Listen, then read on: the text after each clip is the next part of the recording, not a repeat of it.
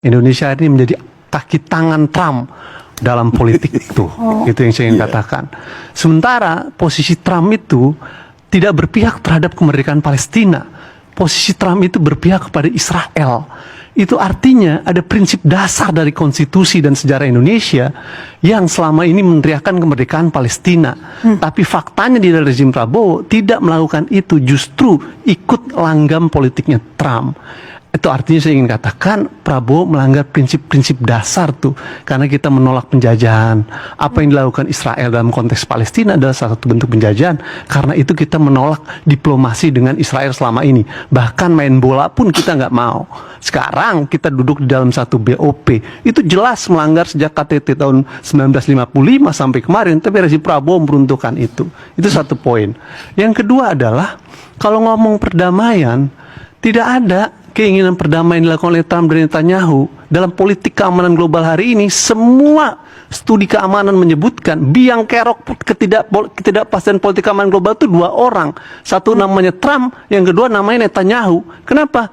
Trump nggak percaya dengan organisasi internasional, hukum internasional yang bernama PBB tadi, hukum internasional. Sehingga dengan seenaknya menangkap ilegal Maduro, melakukan upaya serangan ke Iran yang berbentuk invasi nih kalau benar terjadi, ya kan, dan melanggar piagam PBB lagi gitu. Nah, dalam wilayah seperti itu, saya ingin katakan lagi-lagi, keinginan Trump adalah ingin melakukan hegemoni politik. Ini dulu loh, dalam ekonomi global, menguasai minyak, menguasai dominasi politik di Timur Tengah, dan menguasai jalur perdagangan. Jalur perdagangan yang ingin dikuasai Selat Hormuz. Yang ingin dilakukan adalah beberapa sebelumnya udah ada, Panama, lalu kemudian terusan Suez dan lain sebagainya. Itu jalur perdagangan. Sekarang tinggal di Iran ini. Selain sumber daya alam minyak, Venezuela dan Iran kalau nggak punya minyak, Mbak, nggak akan Trump ribut. Kalau nggak punya sumber daya alam, nggak akan ribut. Ini kan problemnya itu. Artinya kita harus memahami dong, konteks politik keamanan global ini sedang dihegemoni oleh Trump dan Amerika. Indonesia ikut ayunan itu, gitu. Yang kedua, Netanyahu adalah masalah besar karena penjahat perang. Dia melakukan kejahatan perang terhadap warga Palestina. Anda di sini semua duduk bicara kemerdekaan Palestina, tapi pada saat bersamaan kita duduk bersama penjahat perang. Bukan saya yang ngomong Netanyahu sebagai penjahat perang. Mahkamah Pidana Internasional yang menyebut Netanyahu penjahat perang.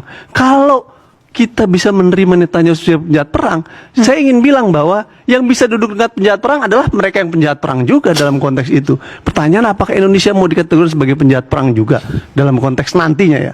Ketiga, saya ingin bilang bahwa ISF itu bukan dalam konteks mandat PBB yang dibentuk ini, tapi dalam mandat BOP gitu.